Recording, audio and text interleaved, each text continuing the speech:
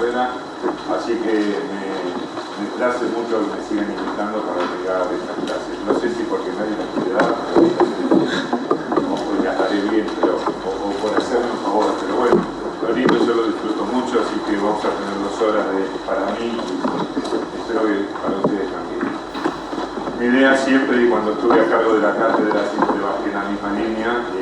Me encantaría que de estas charlas, por lo menos de la primera, que es más frecuente y más importante, no tuvieran mucha necesidad de recurrir al libro ni apuntes, sino que vamos a estudiar un poco la fisiopatología, que me parece que es la mejor manera de que luego me acuerde de qué, porque si yo me acuerdo qué es lo que pasa y por qué pasa y lo relaciono, es más fácil que me lo acuerde que si lo quiero estudiar de memoria, o que 2 más 2 son 4, eso de memoria no hay nada que me ayude. Así que esperemos que así sea y que entendamos. La segunda cosa de esta primera charla es que, como obstetra, si alguien me preguntaba sobre un tumor retrolenticular, la verdad que no tenía idea, no me daba prurito. Pero si me cruzaba en la calle o veía a alguien con un coma diabético o con una precordialgia, me daba cosita no hacer nada. Y yo puedo decir, mira, yo soy obstetra. Abrí las piernas y te abiertas. Pero por ahí me quería yo que abriera las piernas, pero la verdad que nos da cosita. Y esto les puede pasar a ustedes, a cualquiera de ustedes que no haga la especialidad, les puede tocar atender un parto, ¿sí? En cualquier momento. Entonces, por lo menos tenemos que saber qué cosas básicas tenemos que hacer para atender un parto. Y no menos importante, qué cosas no tengo que hacer para atender un parto. En este caso en particular vamos a hablar de algo que tiene que ver con compromiso de la salud bucal.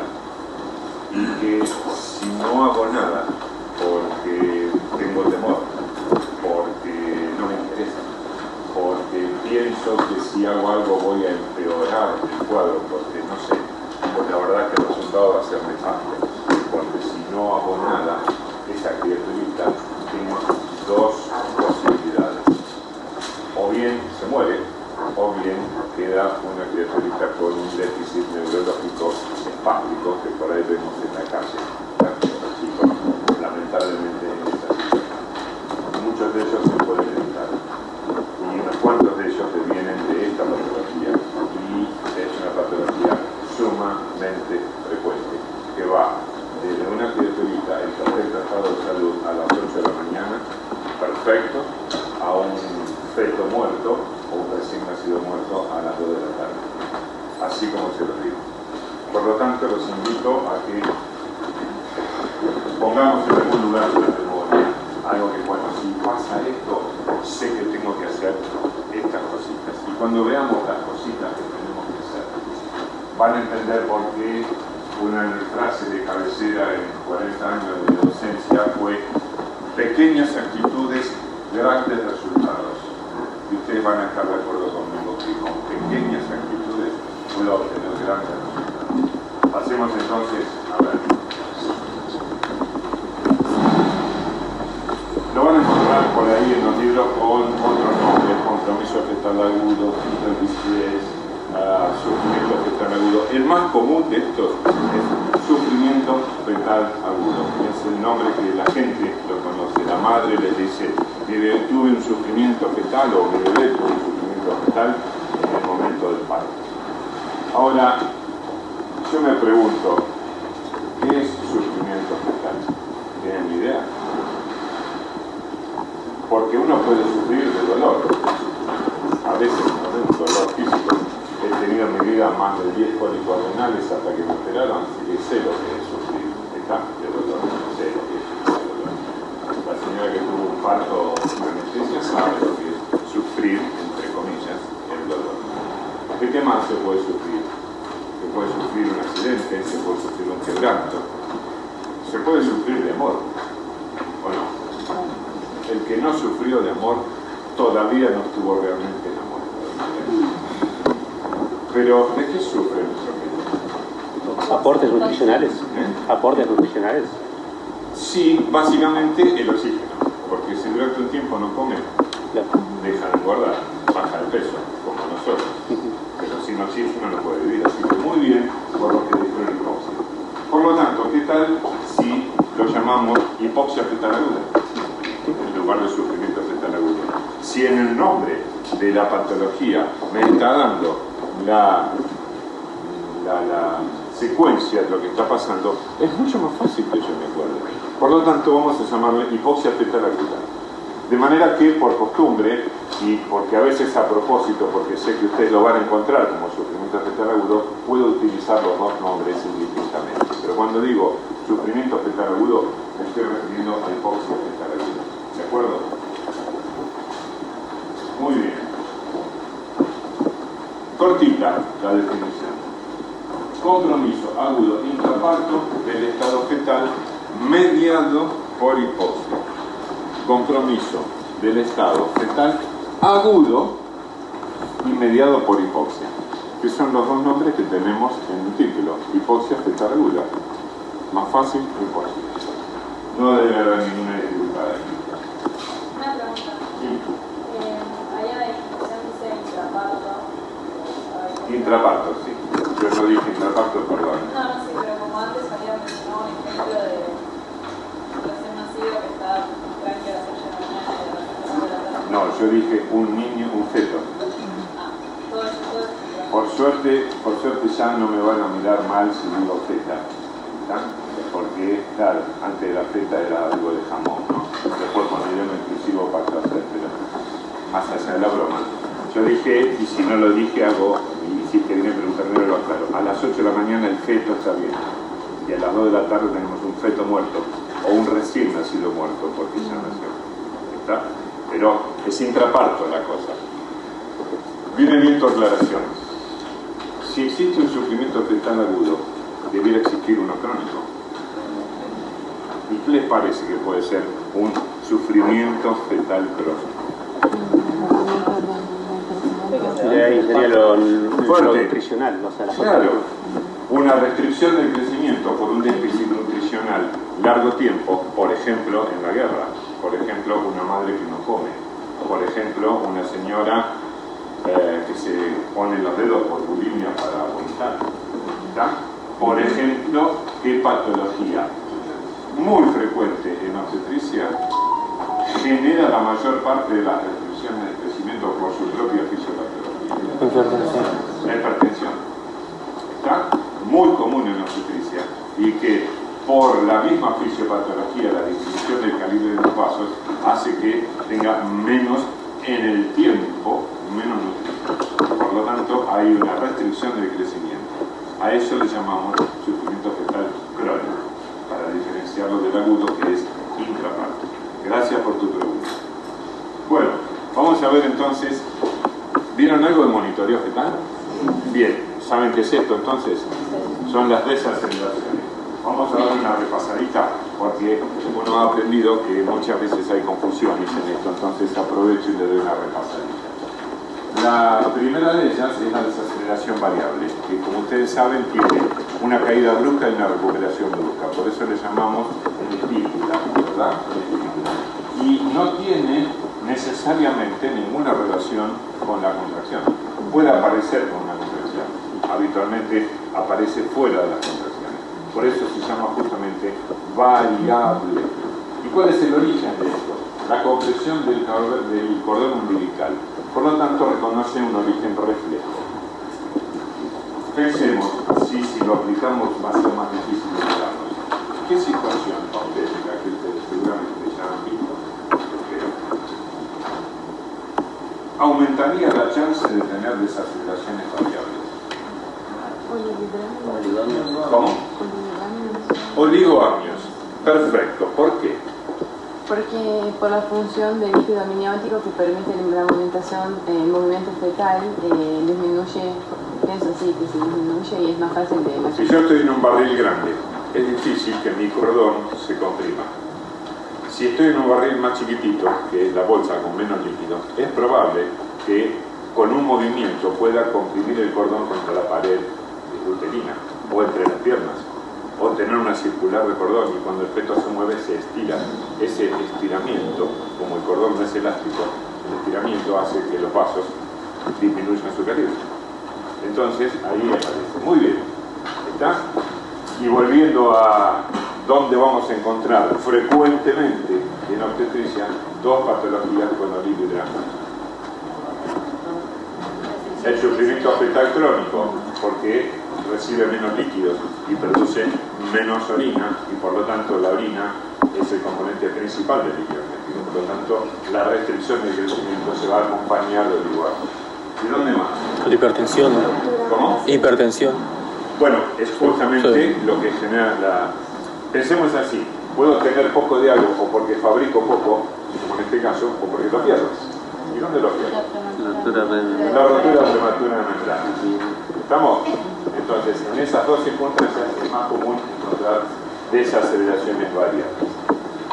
La desaceleración precoz, que a ustedes se la deben haber enseñado como DIP 1, que no me dice nada, pero si yo te digo desaceleración precoz y sos un poquito inteligente, podés definírmela.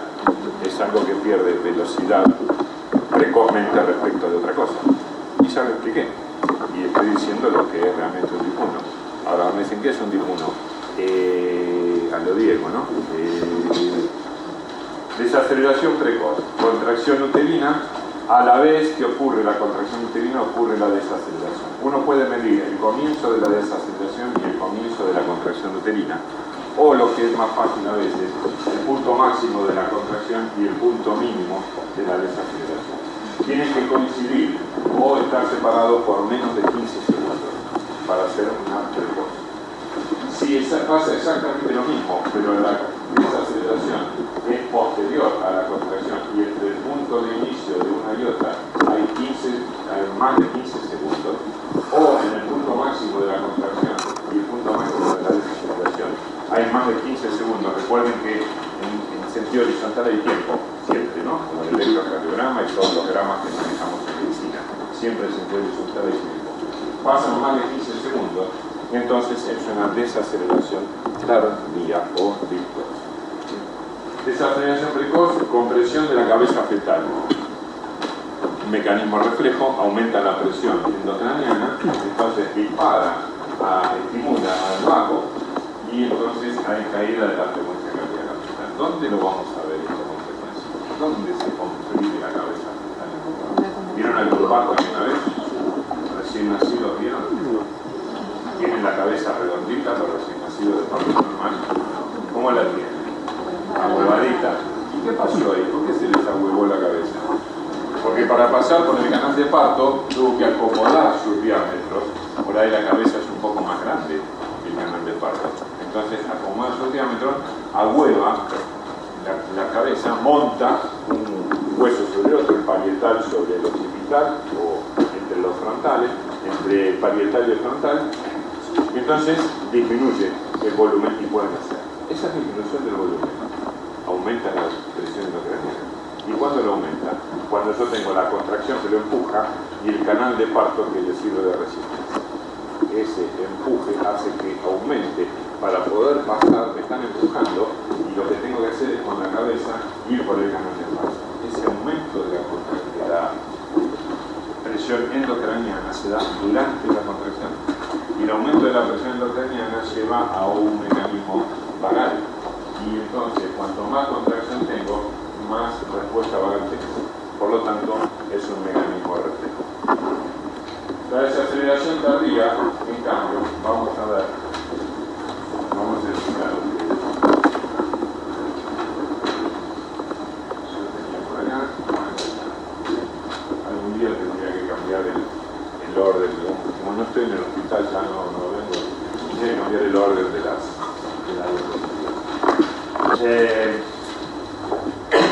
supongamos nosotros que yo tuve una flota, tu nombre es Tomás. Yo le apuesto una apuesta a Tomás. ¿Quién está más tiempo de 2 horas? ¿Quién está más tiempo debajo del agua? El que gana, un barrilito de cerveza. Entonces alguien nos va a cronometrar y yo voy a estar 50 segundos abajo del agua.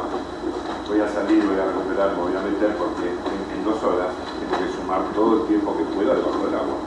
¿Verdad? Muy bien. ¿Qué va a pasar con mi reserva de oxígeno? está va yendo. disminuyendo, porque mientras no respiro, voy consumiendo lo que tengo. Cuando salgo, voy recuperando, pero como estoy apurado por el tiempo, tengo que volverme a meter. ¿Voy a recuperar todo? No. Y voy a volver a necesitar, y voy a salir a recuperar no todo, y voy a volver a necesitar. ¿Qué imaginan ustedes que están en el último año de la universidad, de la Facultad de Medicina, qué pasa con la presión parcial de oxígeno en nosotros? Disminuye. Va disminuyendo progresivamente, ¿verdad? Como nosotros estamos conscientes, va a llegar un momento en el que vamos a abandonar, porque no podemos más.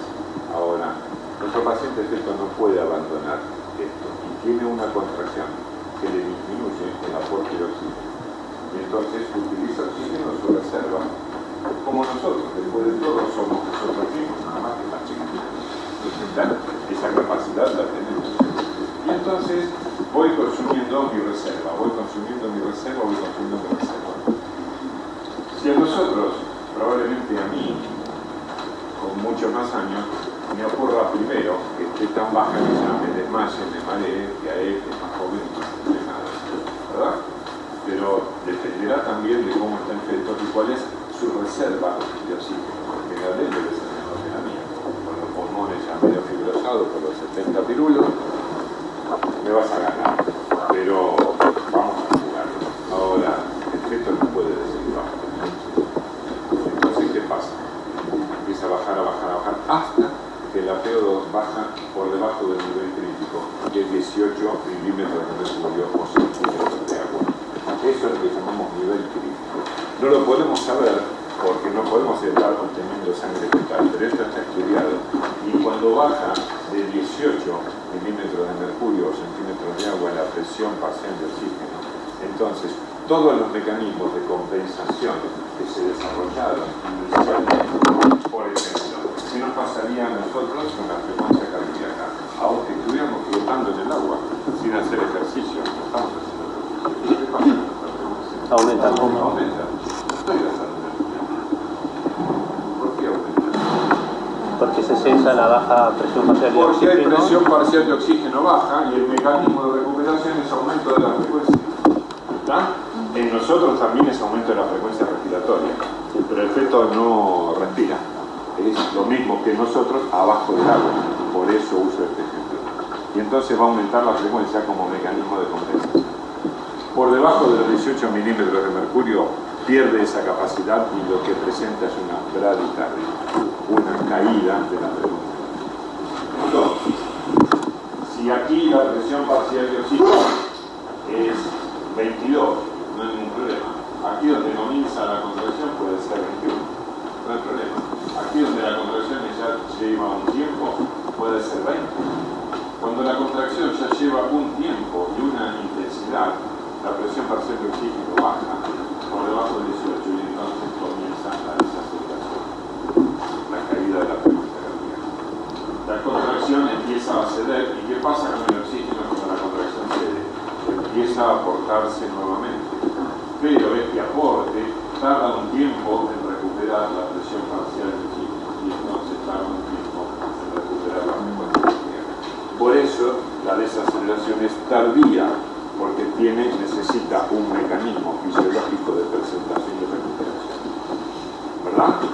Entonces, ¿esto es hipóxico o reflejo? Hipóxico. Las otras eran reflejas o hipóxicas. Las reflejas.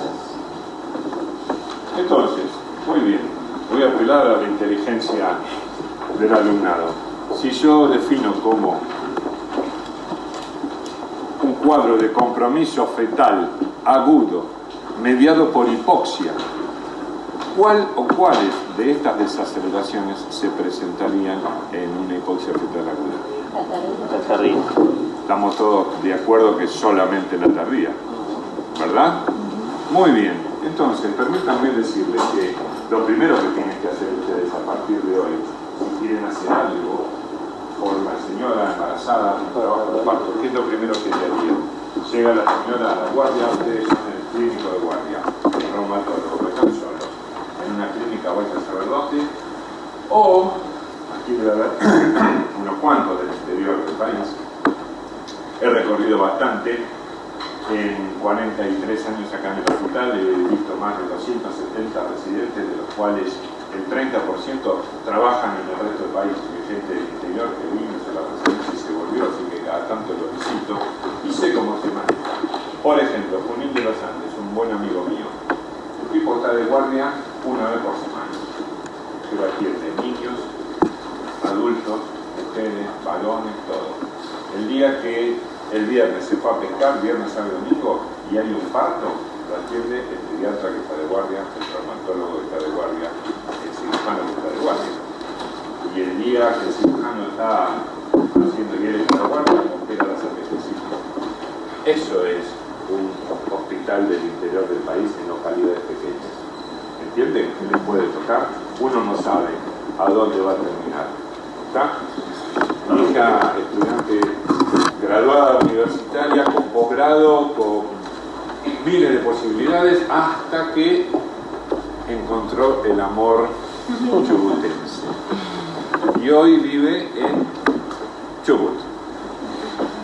Por suerte existe el trabajo de home office, ¿no? Entonces trabaja muy bien, gracias a Dios, de su casa. Pero el amor la llevó a la Patagonia, a cagarse de frío, puro. Bien. Queda claro entonces que una bradicardia importante de 30 latidos de caída es sufrimiento retardado. Sí. Repito la pregunta. Sí, por favor. Una bradicardia. Oculto una bradicardia. No soy obstetra, Oculto. Miro 90 por minuto de bradicardia. Sí. Por debajo de 110 de bradicardia. 90 por minuto. Como yo. Bueno, en ese caso yo tengo más. Porque tengo un susto bárbaro. 90 por minuto. Una buena bradicardia. ¿Es sufrimiento fetal agudo? No. ¿Cómo? No, recupera.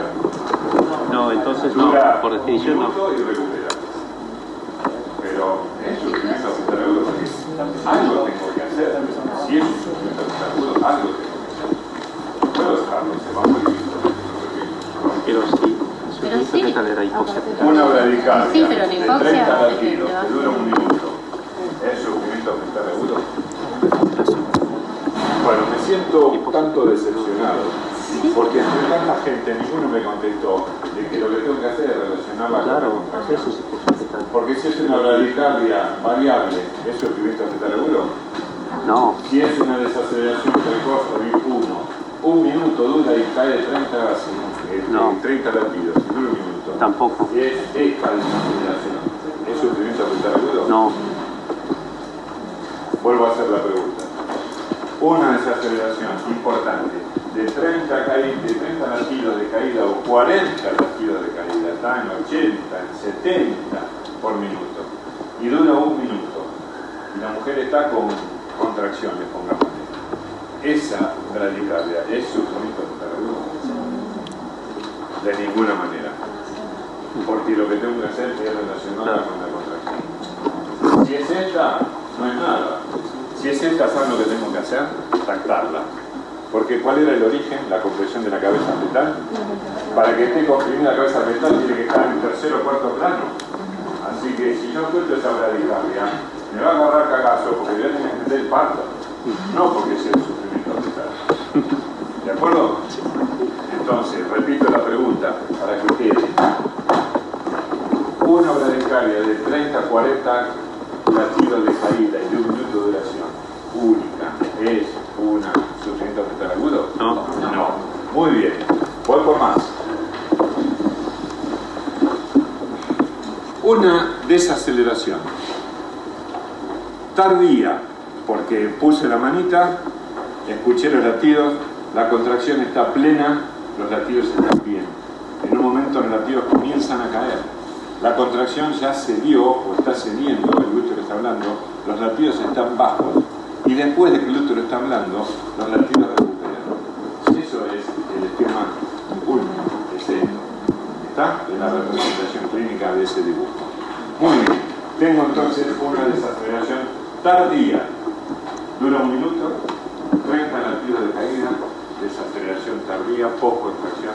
¿Es sufrimiento agudo? Sí. No. Tiene que ser más. Son más. Claro. A todo lo que contestara el sí, yo le preguntaría: un test de HIV positivo, ¿significa que tengo HIV? No. ¿Y por qué me dijeron que sí con una desaceleración?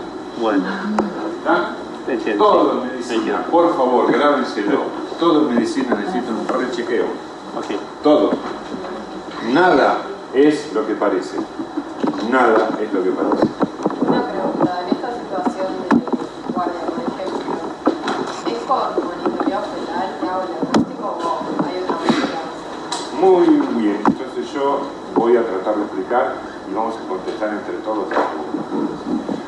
¿Tu nombre? Milena. Milena lo que nos pregunta es: ¿cómo hago el diagnóstico clínico del sufrimiento fetal agudo? Y para contestar a Milena, primero termino en donde estaba y luego sigo con tu respuesta. Una desaceleración única, tardía, confirmadamente tardía, no significa más que alerta. Necesito 3 contracciones, anótenlo por favor, 3 contracciones tardías, 3 desaceleraciones tardías, acompañadas cada una de una contracción uterina, para hacer el diagnóstico de hipoxia fetal. O sea, 3 2 seguiditos, 3 desaceleraciones tardías seguidas, para poder hablar de sufrimiento fetal agudo. ¿Estamos de acuerdo ahora? Entonces, acuérdense 2 cosas. Una desaceleración, por grave que sea, no significa nada. No salgan corriendo, no llamen a todo el mundo, no enciendan la alarma. Vamos a controlarla con una contracción. Seguramente es una precoz que es mucho más frecuente. Una tardía, y ya está más complicado, alerta, pero es sufrimiento fetal agudo, no. Tengo que quedarme al ladito, en 2 minutos la señora va a tener otra contracción, tengo que controlarla en la vida. Y en 3 minutos la señora va a tener otra contracción, quiere decir que en 7 minutos puedo hacer el bien. ¿Y por qué se puede dar una cardía sin que sea hipoxia? Es que no sabes si en ese momento no hubo una combinación de factores. Por ejemplo, la mamá devolvió. En ese momento, entre que devolviste, viste que estás respirando menos, tu presión parcial de oxígeno está ahí nomás. Hubo una caída transitoria brusca de tu presión parcial de oxígeno, al feto le llegó poco, pasó eso, pero recuperó, y la siguiente no tiene nada, o tiene una menor, y la siguiente no tiene nada. ¿Está? Entonces, era expresión de hipoxia, pero una hipoxia transitoria resuelta fisiológicamente. Por lo tanto, si bien es hipoxia, pero no representa un peligro. ¿De acuerdo? Muy bien. Milena nos preguntaba si necesito un monitor fetal para hacer el diagnóstico de sufrimiento fetal agudo. ¿Saben lo que es un monitor fetal? Un instrumento como el electrocardiograma que registra la frecuencia cardíaca en el canal de arriba y la contracción uterina en el canal de abajo, para que justamente se me escriba esto. Esto es la representación gráfica de lo que veo en el monitoreo. Muy bien. ¿Necesito un monitor fetal para hacer el diagnóstico de sufrimiento fetal agudo? Sí. En este caso sí. ¿Podés usar el microscopio de campana, que no me acuerdo cómo se llama, pero se usa de la mano para palpar la contracción y el esqueleto? Muy bien. Después voy a hacer una pequeña corrección. Mi padre trabajó 28 años hasta que falleció de obstetra. No existía y hacía diagnóstico de hipoxia fetal aguda, sufrimiento fetal agudo. ¿Está? ¿Y cómo hacía? No con el de campana, eso es muy bueno para el corazón. En obstetricia se usaba lo que llamaba el estetoscopio de Pinar, que es como una trompetita de madera. Busquen Pinar, el estetoscopio de Pinar, para verlo, para tener la imagen. Es como una trompetita de madera con una base grande y después se achica para concentrar el sonido. Un principio físico, ¿no?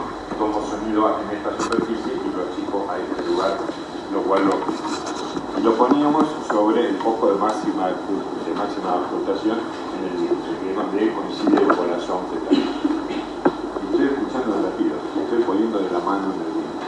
Y lo que tengo que hacer es construir acá ese dibujo con este dato y este dato. Es facilísimo. Te puedo asegurar que es más fácil que andar en bicicleta. Donde hiciste un día de guardia con 10 partos, la tenés clarísima. Te pasaste media guardia así. Te duele todo. No tenés ningún problema. Eso, hoy lo que usamos son detectores fetales electrónicos. Entonces le ponemos como la ecografía, un sistema de emisión y recepción de sonido con el movimiento de la válvula, lo que hace es tener más intensidad, menos intensidad, eso lo registra físicamente y guardemos el secreto para el resto de la población. Lo que escuchamos no son los latidos fetales, es un sonido electrónico que corresponde a cada latido, pero para la mamá son los latidos del corazón del bebé, te juro hasta el tratamiento que son, ¿está? Pero bueno, es así. De manera que, contestada tu pregunta, Milena, no hace falta. Lo que tengo que hacer es el diagnóstico clínico de hipoxia fetal aguda. El diagnóstico clínico es percepción de la frecuencia cardíaca y percepción de la contracción. Si tengo un monitor fetal, lo coloco, es más fácil, me permite tener libertad. Mientras tanto escribo la historia clínica, charlo con la paciente, la trato y además tengo un registro que ahora vamos a ver. Pero cuidado, cuidado. Si después esa criaturita nace con un problema, hay un juicio. Se determina que fue el sufrimiento fetal agudo y yo no lo diagnostiqué. No puedo decir que no lo fue porque está el monitoreo y me lo comí.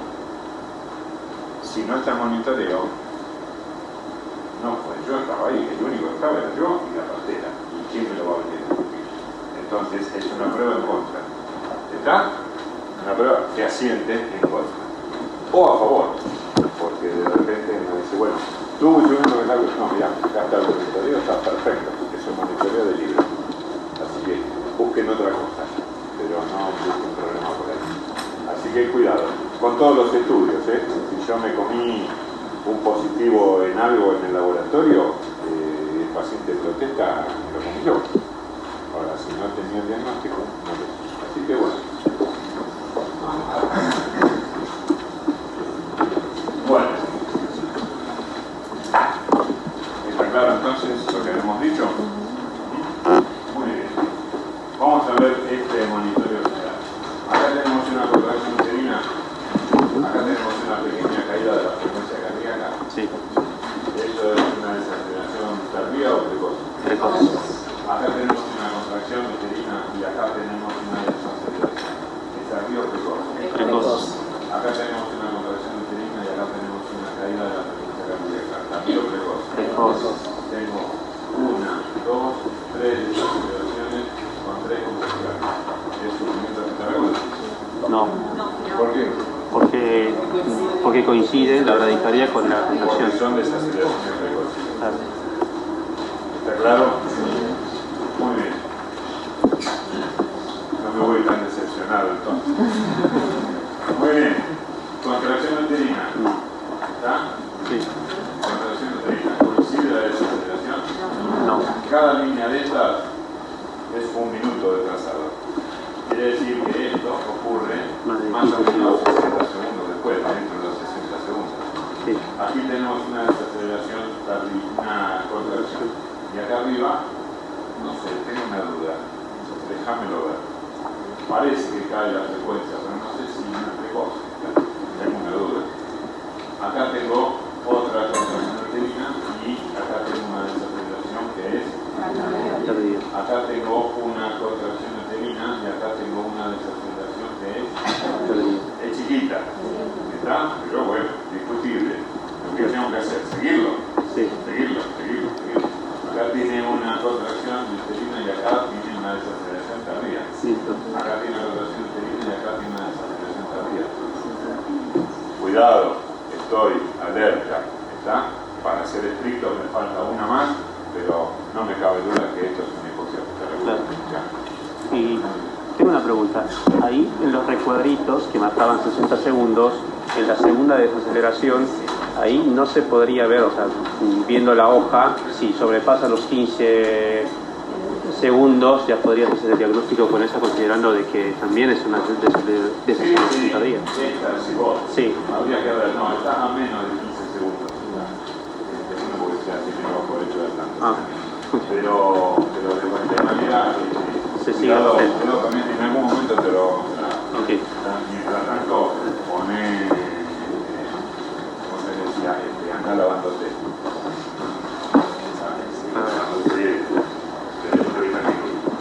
Ok. Bueno, muy bien. Acá, esto es un trazado pre-óbito. Murió. Esto fue obtenido, para que les quede claro, fue obtenido de un feto polimalformado que tuvimos en algún momento de los tantos que fueron obtenidos. La verdad decidimos, para que se muriera afuera, no hacerlo necesario.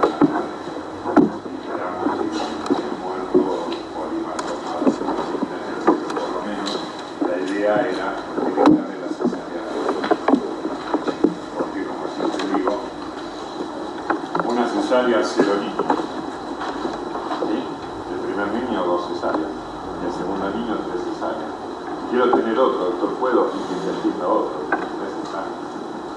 Es complejo. La cuarta cesárea, la tercera, la cuarta. Después van a ver ustedes cesáreas, se investigan un poquitito. La cesárea aumenta el riesgo de placenta previa, la cesárea aumenta el riesgo de hemorragia, la cesárea aumenta mucho el riesgo de rupturas uterinas. No se resuelve la vida con una cesárea. Porque dice en la naturaleza que es mejor el parto. Mientras podamos defender el parto, defendamos el parto. Cuando se arriesga la salud de la madre o del niño, entonces está justificada la cesárea. No era este caso. Bueno, ¿por qué ocurre la hipoxia? Puede ocurrir dos cosas. Como nos ocurrió a Gabriel, Tomás. Como le ocurrió a Tomás y a mí, en perfecto estado de salud, tuvimos una circunstancia, vamos a poner que cada minuto que estábamos adentro del agua era una contracción uterina, en la cual no teníamos aporte de oxígeno.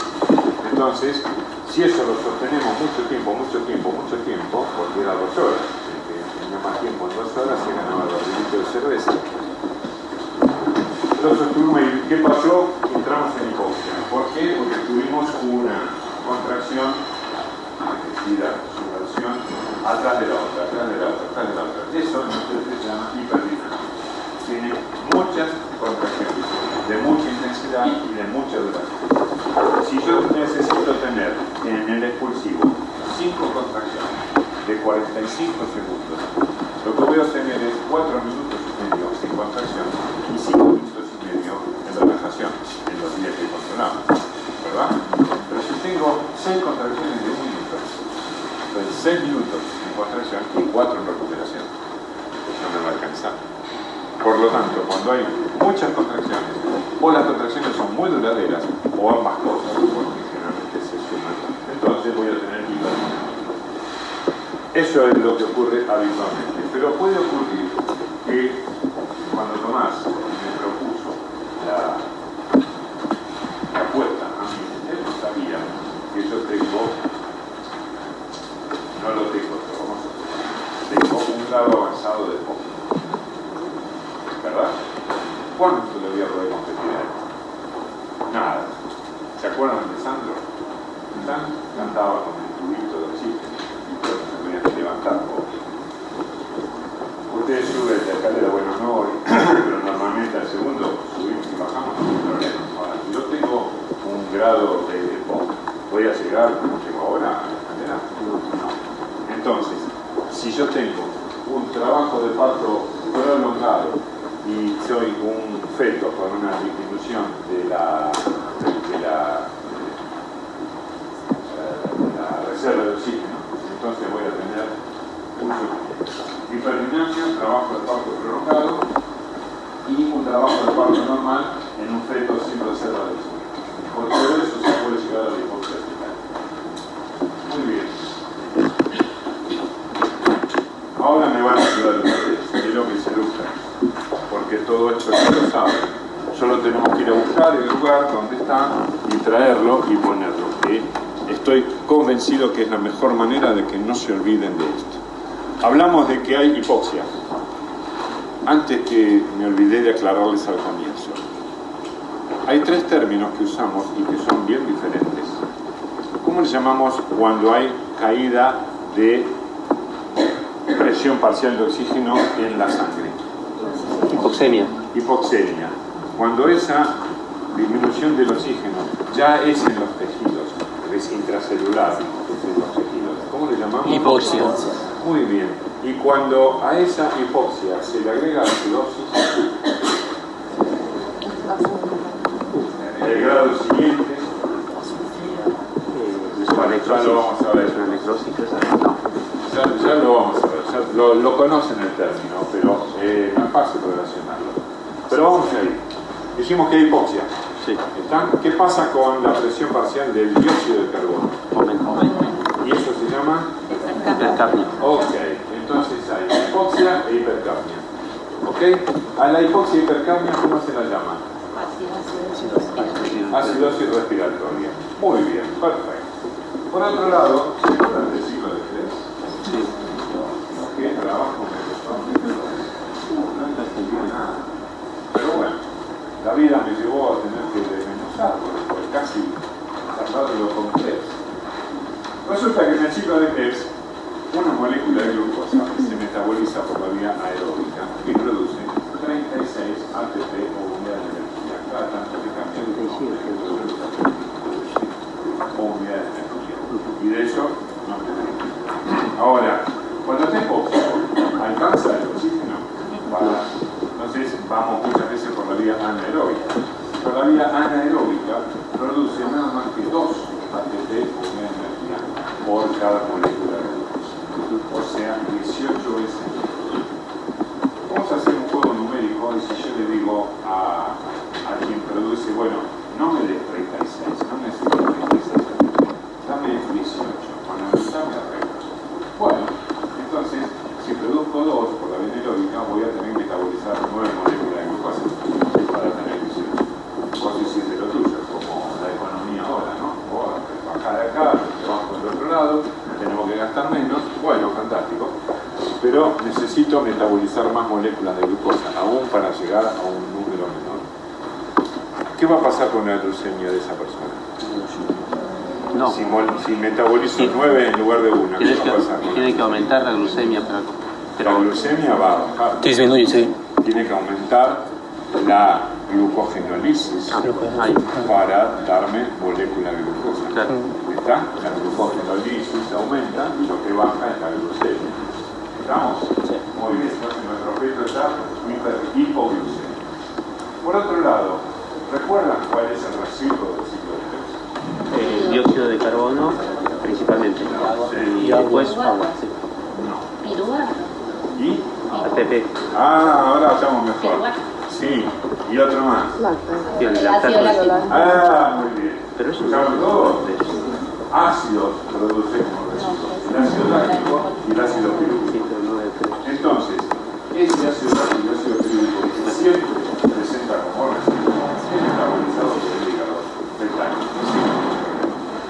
Ahora, cuando en lugar de una molécula le pongo 9 a la vez o más, que viene de la vía anaeróbica, ¿qué va a pasar con ese residuo?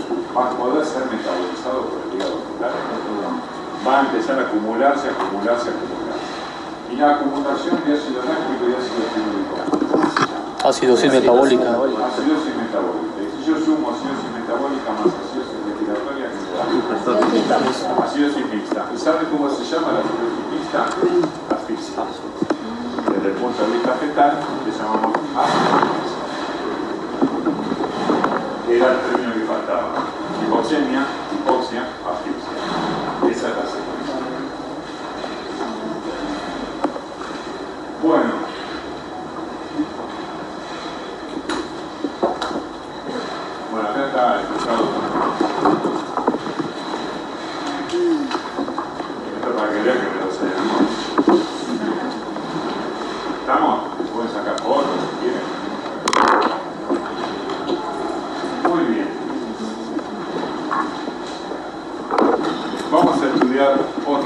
ahora vamos a ver si podemos teatralizar qué es lo que le pasa a nuestro texto académico.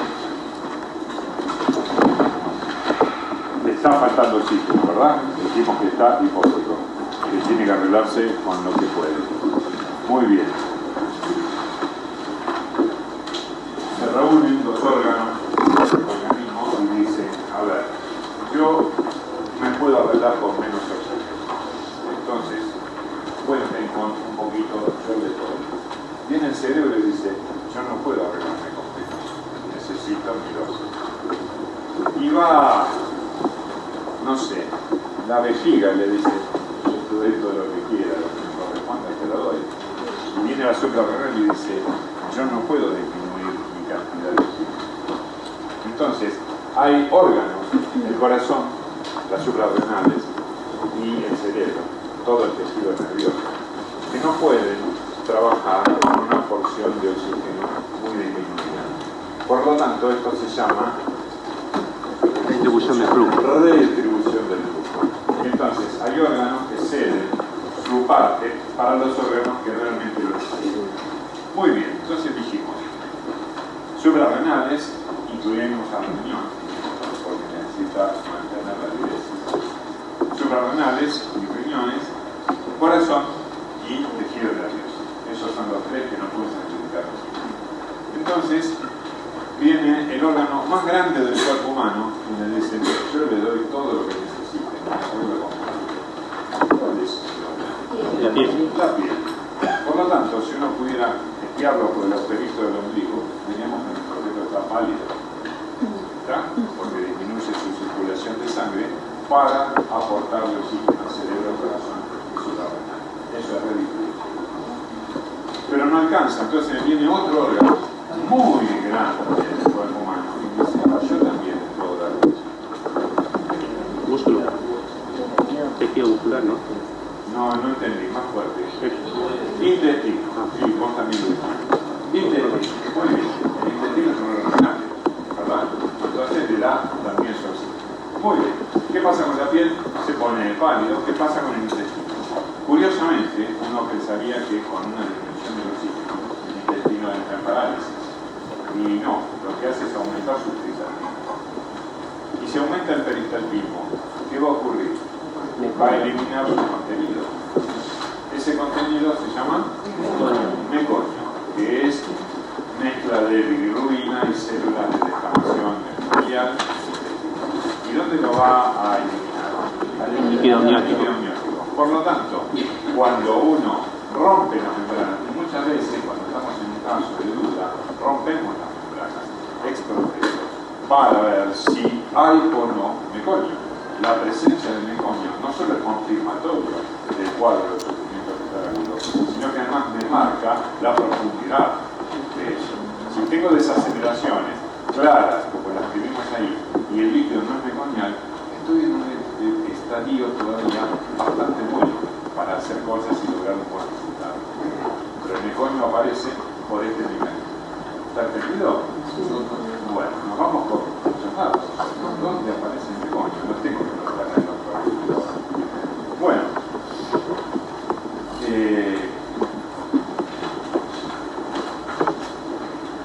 Les cuento rápidamente, porque no tenemos mucho tiempo. ¿Tu nombre? Diego. Diego. Vamos a suponer, es un juego, Diego, simplemente. Vamos a suponer que Diego vive en una quinta hermosa, cerquita, qué sé yo, en Pilar, medio en el campo. Nos prometió que nos iba a invitar a un asadito, a todos, vamos, todo bárbaro. Pero resulta que tiene que estar acá a las 8 de la mañana. Entonces se levanta a 5:30, a las 6 está saliendo con la motito para ir hasta la estación del ferrocarril a tomar el ferrocarril y luego otro medio hasta el hospital. Pero resulta que camino a la estación, en la puerta de la estación, ve 4 o 5 muchachos que a esa hora están haciendo nada y uno empieza a pensar, ¿no? No hace falta que les diga qué nos está pasando. Empezamos a ver dónde escondo el celular, traje la computadora, dónde escondo la guita, empecé los documentos, me dicen, ¿qué zapatilla me puse la nueva, me pata. Nos ponemos lamentablemente. ¿Qué le está pasando a Diego acá adentro? Se le mueve. Distribuyendo la sangre. Diego Está preparándose para la lucha. Entonces, ¿qué necesita de oxígeno? El cerebro, la suprarrenal y el corazón. el corazón. A él le agregamos los músculos. A él le agregamos los músculos porque se prepara o bien para la huida o bien para la pelea. ¿Está? Muy bien. Ninguna de las dos cosas es buena. Pero bueno. Y entonces necesita redistribuir el oxígeno. Por eso aumenta la frecuencia respiratoria. Pero necesita más oxígeno. Y entonces, ¿qué órganos le dan oxígeno a Diego? La piel. La piel se pone pálido. ¿Está? ¿Y el intestino qué pasa? Empieza por Aumenta el peristaltismo. aumenta el peristaltismo. Ustedes se van a reír y yo los voy a acompañar con una sonrisa, pero se los digo absolutamente en serio. Conocen una expresión que seguramente la han utilizado muchísimo y que ahora van a entender por qué, de dónde viene. La expresión es me cagué de miedo. ¿Está? No es que tuve mucho miedo, ¡me cagué! Porque el intestino aumenta el peristaltismo. Ha pasado. Y se hace y de ahí viene la expresión. Muy bien. ¿Entendido entonces lo que le pasa al feto? Bien. Ahora tengo que ver antes de todo esto qué puedo hacer. Y acá viene lo que yo les dije. Pequeñas actitudes, grandes resultados. Primero, tengo que hacer un buen diagnóstico.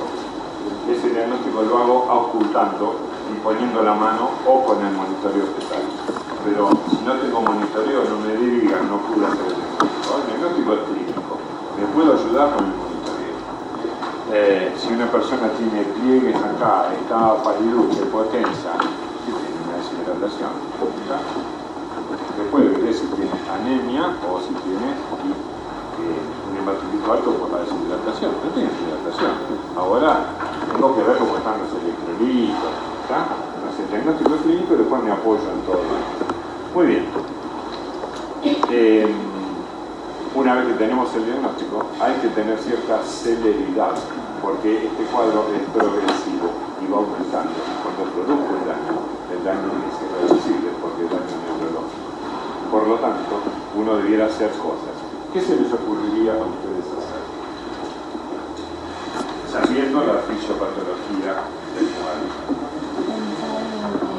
Aumentar el aporte, por ejemplo, del semen, cambiando la embarazada de posición, vamos por ahí. A ver, ella dice cambiando la embarazada de posición. Está muy bien, pero necesito que le aclaremos un poco más a los alumnos. ¿Por qué? Sí. ¿Podés hablar más fuerte para que te escuchen todos? Que sería el descúbito lateral izquierdo, poder descompresión de la vena cava y por lo tanto el aumento de aporte y también administrándole oxígeno sería una posición. Muy bien, ella dijo dos cosas y medias. La media no la sabe, pero la dijo también. Con lógica, yo tengo que aumentarle el aporte de oxígeno, o por lo menos que no le disminuya más. En posición de decúbito dorsal, el peso uterino, el útero, el líquido amniótico, la placenta y el feto pesan y comprimen la vena cava, que es el retorno venoso de todos los miembros inferiores. Por lo tanto, eso va a llevar a una disminución del retorno venoso, eso disminuye todas las fracciones de eyección del ventículo derecho primero, la presión pulmonar y el ventículo izquierdo después. ¿Está? Eso clínicamente se llama hipotensión. Y flaco favor, a la señora encima y al feto si llega a una hipotensión. Por lo tanto, liberamos este peso y ponemos a la paciente en decúbito lateral izquierdo. ¿De acuerdo? Y entonces aumenta el flujo venoso y evitamos que vaya a una hipotensión. Con eso nos aseguramos un buen flujo. No se lo aumentamos, nos aseguramos un buen flujo. No hay manera de aumentarlo. La segunda cosa que dijo es, para aumentarle, ponerle la máscara de oxígeno. En mis 43 años de profesión pegué 22, 23, porque, a ver, yo le explicaba esto, cuando lo aprendí, me lo planteé y después cuando lo enseñaba, lo discutía, lo planteaba. El problema acá no es que la mamá no tenga oxígeno. El problema es que el pasaje de oxígeno está comprometido. Claro. Entonces yo le pongo oxígeno a la madre. Y a la madre no le falta oxígeno. Claro. Le falta oxígeno al feto. Entonces, vale la pena ponerle oxígeno. La verdad que si yo estudio bien la fisiopatología, no tiene sentido. Una cosa que me decía, terrible. Hasta que alguien un día, con estudios llamados lo que hizo fue comparar estas pacientes con el aire ambiental y la máscara de oxígeno. Y los estudios clínicos. Y ahí encontraron que las pacientes con la máscara de oxígeno andaban mejor, porque el oxígeno medicinal tiene mejor biodisponibilidad que el oxígeno de la que por cierto, el oxígeno no es el gas más frecuente de la atmósfera. Uno está en el campo y dice, oxígeno puro. No, es un pedacito así de oxígeno. El resto son otros gases. Hidrógeno. Bueno, así que sí, está muy bien lo tuyo. Le ponemos máscara de oxígeno. Esto ahora sí está comprobado y tuve que decir, tenían razón, ¿está? Mejora, pero yo soy generalista, ¿no? Si me lo demostrás, te lo defiendo, te doy la razón, pero primero demostrás. La cosa y media que dijo es que no sabemos por qué, si ponemos el decúbito lateral izquierdo para la paciente, disminuye la intensidad y la frecuencia de la contracción. ¿Y eso le hace bien? Sí, claro. Le da más tiempo de recuperación de oxígeno. Le quita menos porque es menos intensa y le da más tiempo. O sea que decúbito lateral izquierdo, oxígeno. Muy bien. ¿Eso no terminaría alargando el tiempo del parto? No, ahora te lo voy a explicar. ¿Qué otra cosa puedo hacer? La madre está ingiriendo líquidos. No, está trabajando. Si quiere, es muy probable que vomite. Entonces no es aconsejable que ingiera, más allá de mojarse la boca, un traguito, porque está respirando y se seca la boca, pero que aporte líquido no es aconsejable. ¿Y la señora está trabajando o está en reposo? Trabajo de parto. Está trabajando y gasta energía y consume líquido. Entonces necesito aportarle, si no va a ir una hipotensión. Entonces, ¿cómo le aportaría el líquido? Le ponemos una línea, lo vemos, le aportamos solución fisiológica, lo que necesitemos. Y le podemos aportar glucosa porque no está comiendo, está gastando energía. Entonces le aportamos dextrosa al 5 o al 10, con lo cual tiene líquido y tiene sales y tiene energía. Así de fácil. Y la cuarta cosa, no se les ocurrió todavía. ¿Qué es lo que generó este cuadro? Las contracciones, en general. Antes de las contracciones no estaba, ahora está. Entonces lo que puedo hacer es bajarle las contracciones. Entonces para eso usamos ultrainhibición. Cuando ustedes vean amenaza de parto pretérmino, van a ver que el tratamiento, entre otras cosas, básicamente es ultrainhibición. Después veremos si damos corticoides o no. Usamos ultrainhibidores. No hace falta que ustedes lo sepan, si les suena el nombre Duvalilan, que es la marca comercial más utilizada, más desarrollada, pero no se preocupen con saberlo, porque ustedes meten la mano en el bolsillo, hacen, ya le preguntan al doctor Lubin, ultrainhibición, ¿qué va a decir? Pero si yo no me acuerdo de la ultrainhibición, no se lo puedo preguntar. ¿De acuerdo? Entonces,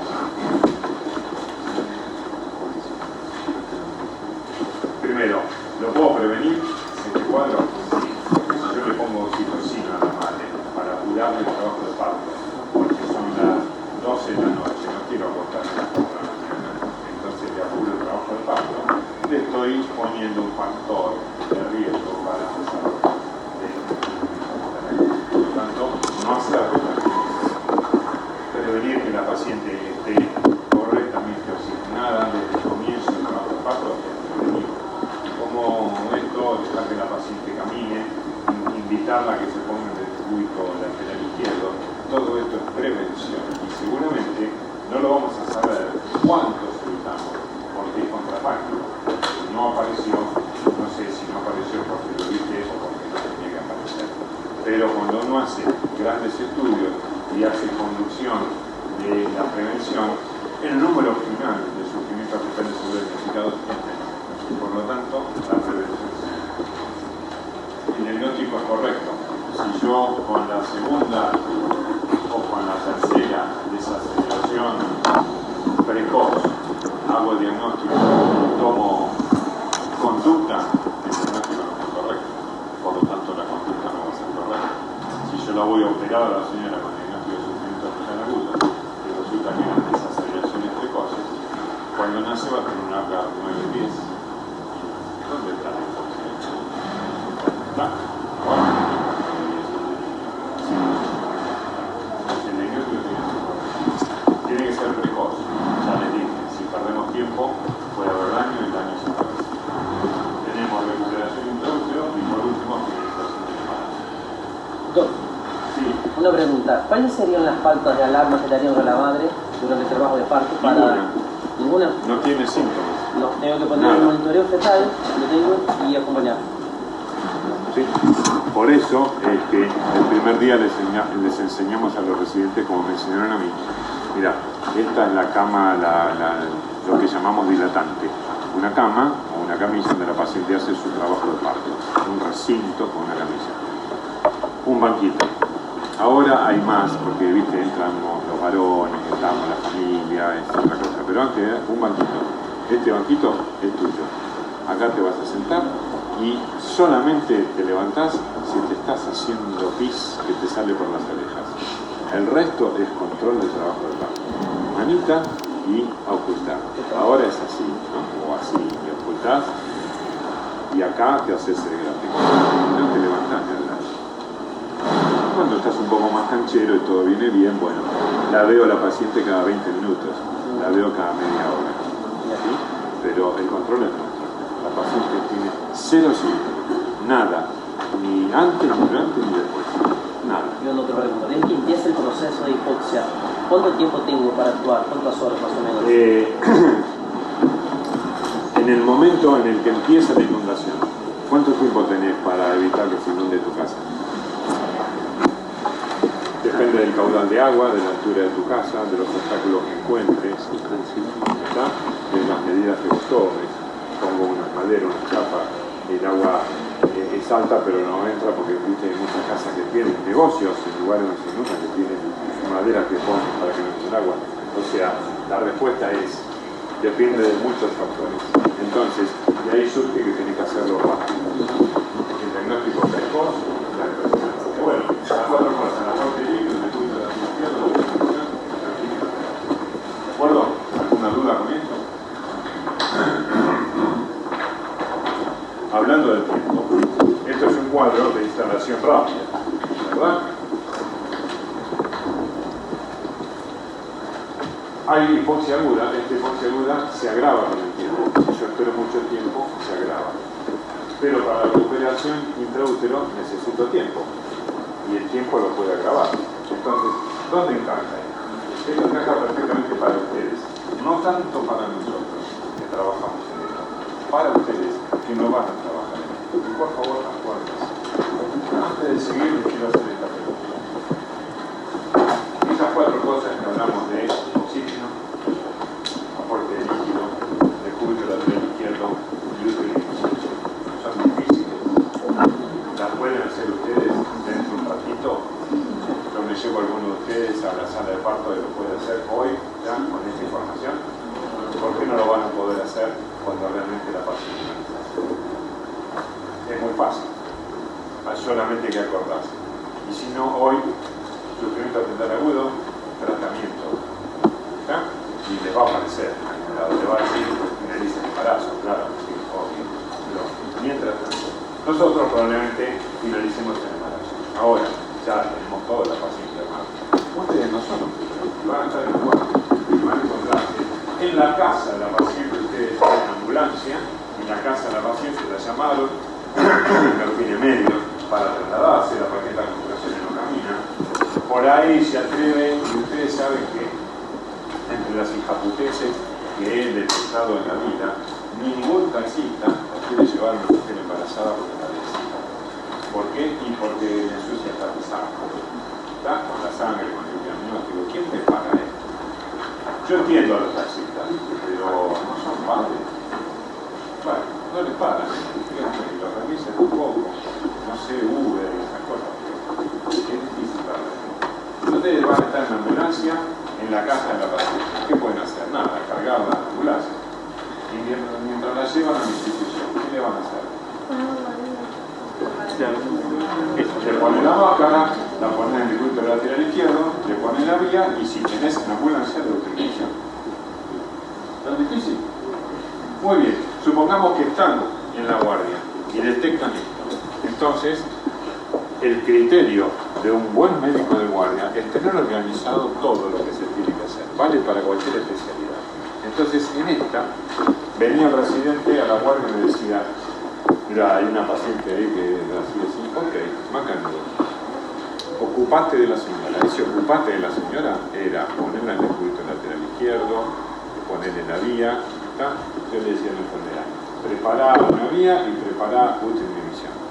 Le decía a la obstétrica, llamá a hemoterapia, llamá a cardiología, llamá al laboratorio. ¿Qué estaba haciendo? Preparando a la señora para una cesárea. Alguien se ocupa de la recuperación intraútero. Pero ustedes pondrían en el quirófano a una paciente vos misma, sin electrocardiograma. Son jóvenes, no pasa nada, hasta que ya pasa. ¿Está?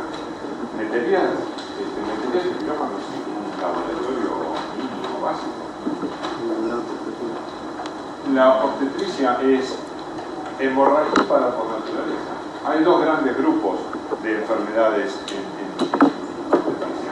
La hipertensión por su frecuencia y las hemorragias. ¿Está? Entonces, ¿te gustaría que sí,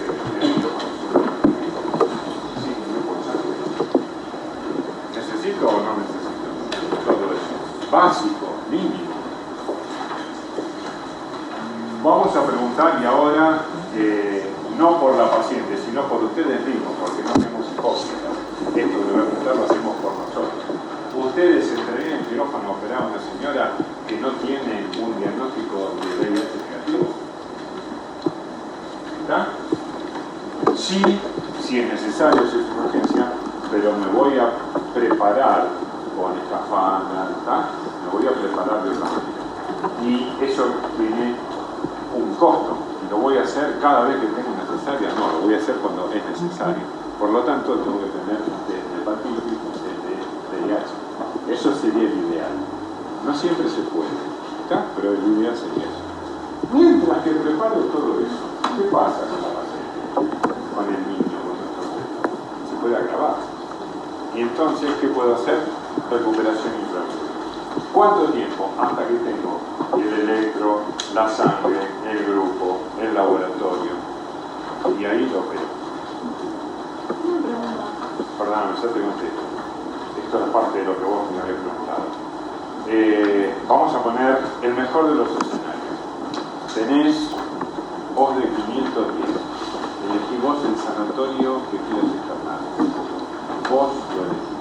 ¿Está? Muy bien. Llegamos ese día, trabajo de parto, te tocó el sufrimiento fetal agudo, te explico, listo, hacemos todo lo que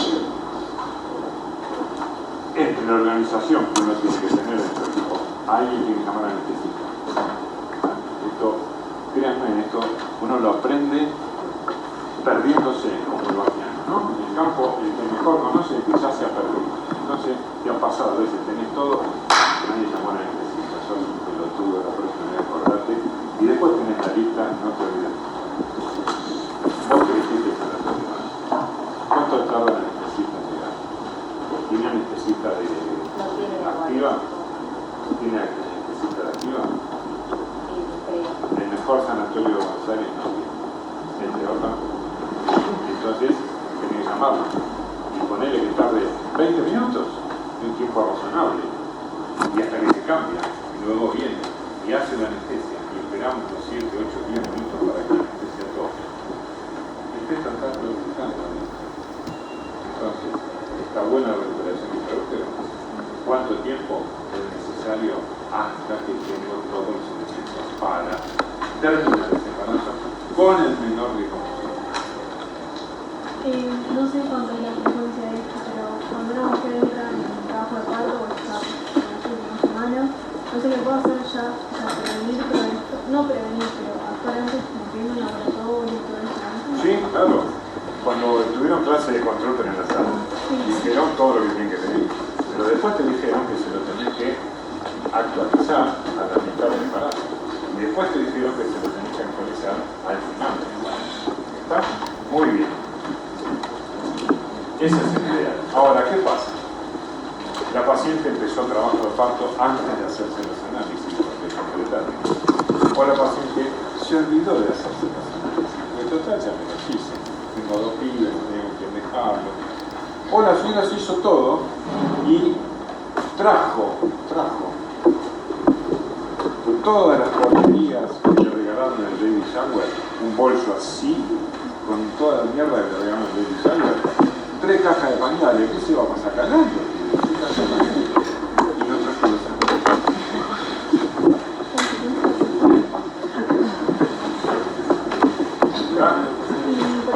Pasa todos los días. La colocación de la vía, sí, o sea, se puede hacer también previniendo que se le tenga que poner solución. Bueno, a ver, cuando yo me inicié en esto, no había pacientes en sala de parto sin sufrimiento. Y la idea era esa. Yo tengo que prevenir. De repente tengo un desprendimiento de placenta, un sangrado terrible, con una bradicardia terrible y la tengo que operar ya. He hecho una y he visto varias de tomar una olla, abrirla por la vía, pasarle algo y decirle, dale, operala. Mientras le dure esto de la anestesia, hace rápido, está casi despierta, sin dolor, pero el mundo evoluciona y hay muchos movimientos femeninos, feministas en el buen sentido de la palabra, que reclaman el derecho a caminar en el trabajo de parto, a que no me lo intervengan. Es más, hay una ley de parto respetado, lo cual personalmente me parece una vergüenza, porque que alguien me diga qué tengo que hacer yo para que vos te sientas respetada es denigrar mi actitud. O sea, yo tengo que saber qué es lo que tengo que hacer para que vos te sientas respetada, charlar conmigo, a mí no me gusta esto, y si yo no estoy de acuerdo, cambiar de médico. Pero bueno, viste cómo son las cosas en la vida, hay una ley. Entonces hoy la paciente dice, yo no quiero guía, y no se la puedo poner. No se la debe. ¿Por qué? Y asiste el derecho. Después discutimos si está bien o está mal, pero esta es la realidad. Entonces, uno lo que tiene que hacer es conocer a la paciente, hablarla, explicarle esto. Doctor, yo no quiero que me ponga oxitocina, ok. ¿Querés una vía o no? Yo no te voy a poner oxitocina en la vía, te la voy a poner por la prevención. Pero de repente la amiga dice, no, si es así, puta, te ponen y después te ponen, bueno, te diste cuenta, cerraste los ojos, te la pusieron, doctor, no quiero vía. Y pasa. Entonces a veces pasa que no tenemos. O los trabajos de parto en la casa. Podemos discutir las ventajas y las desventajas. Ahora, yo te cuento que conozco varios, ustedes conocen un caso de la nieta de una, la nieta de una leyenda de la televisión. Yo no dije ninguno. De la nieta de la leyenda de la televisión, que quiso tener su segundo hijo en la casa, con todo el equipo, etcétera, médicos, qué sé yo, y cuando la cosa no funcionó, con el urbano bonaerense, en la zona norte, por suerte en la zona norte, caminos asfaltados, qué sé yo, teléfono de por medio, avisando al sanatorio, vamos con fulana de tal, personaje conocido, hoy reemplaza muchas veces a su abuela,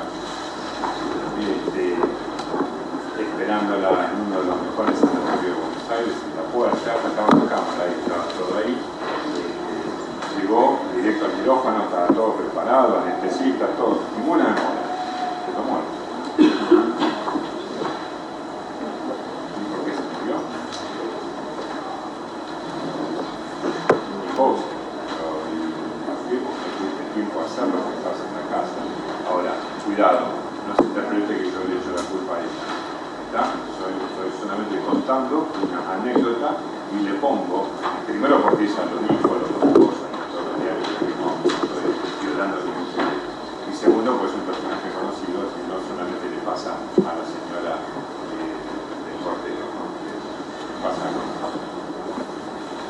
Después, conozco mucha gente que ha tenido en su casa, fantástico, Dios mío, bárbaro, pero vos tenés que plantearlo en el tiempo. Doctor, perdón, solo para preguntar. Entonces, en estos casos vamos a hacer cesárea sí o sí.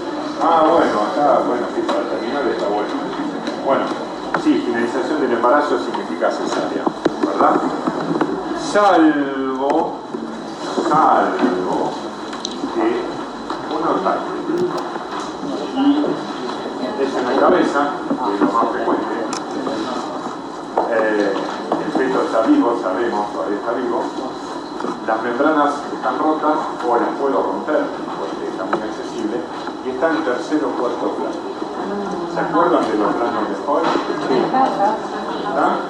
Entonces, ya pasó la conjugata vera, pasó el estrecho, ese que está en el segundo plano, promoto pubiano mismo. ¿Y me va a ser fácil sacarlo ahí? No. Necesito un sacracol. Entonces, ¿qué hago? Force. ¿Tengo otra chance? No. Es la única indicación moderna del force. Son contadas con los dedos de la mano lo que te va a tocar ver en la vida de los países. Que te dice que el force no se llama, no sabe. Y acá no hay.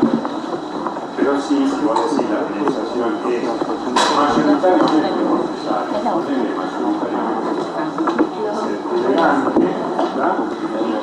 Mostrar que eventualmente. ¿De acuerdo?